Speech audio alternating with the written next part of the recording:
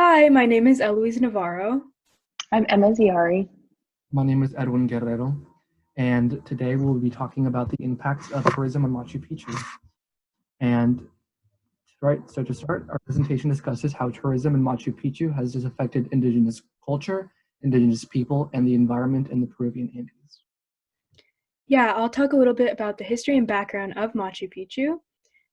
So it wasn't really a popular tourist destination until the 1940s when the Good Neighbor policy of the United States was established by President Theodore Roosevelt. And so basically this policy was meant to encourage interaction and communication with Latin America and increase diplomacy.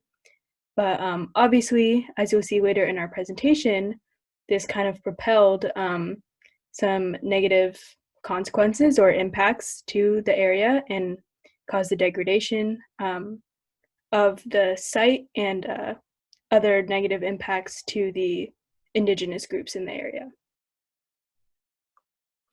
There are a lot of environmental and cultural impacts with the high volume of visitors per year. A buildup of trash and physical erosion of the site by the roughly 2,500 people who visit per year is just an example.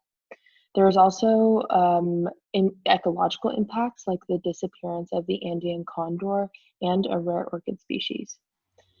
There are also large cultural implications like the impact of the sacredness, a threat to Quechua, their native language, and due to the high costs associated with visiting Machu Picchu, it's virtually inaccessible for locals and Incan descendants to visit.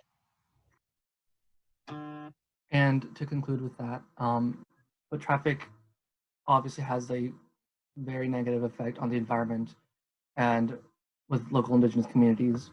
And no amount of ecotourism can completely halt the erosion of Machu Picchu, no matter how many, rules and laws we put in place. Because if tourism continues to happen, the erosion is also going to continue to happen. And we can compare this to the idea of something called tragedy of the commons, where people act on their own self-interest and against the good of all individuals in the environment. And this can obviously be applied to Machu Picchu because it's a popular tourist site where we know that damage is being done. And although action is being taken, a lot of that is still irreversible. And we think that it should be the responsibility of the government and tourist agencies to put those laws and educate the public, or else we will face the endangerment of no longer having sites like Machu Picchu to visit in the future.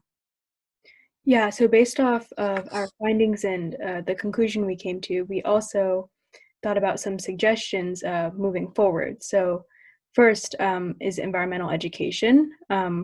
We think this is extremely important. So if governments, tourism agencies, and tourists all work to be educated or to educate about conservation and how tourism impacts the environment in local communities, we could see a significant decrease in the environmental degradation and the disturbance to local communities.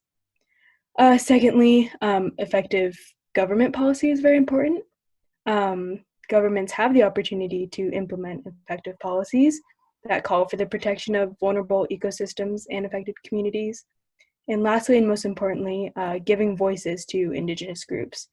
So these indigenous communities have practiced sustainability for thousands of years, and they possess traditional ecological knowledge, TEK, meaning they better understand environmentally important destinations like Machu Picchu. So that is our presentation, and thank you so much for listening.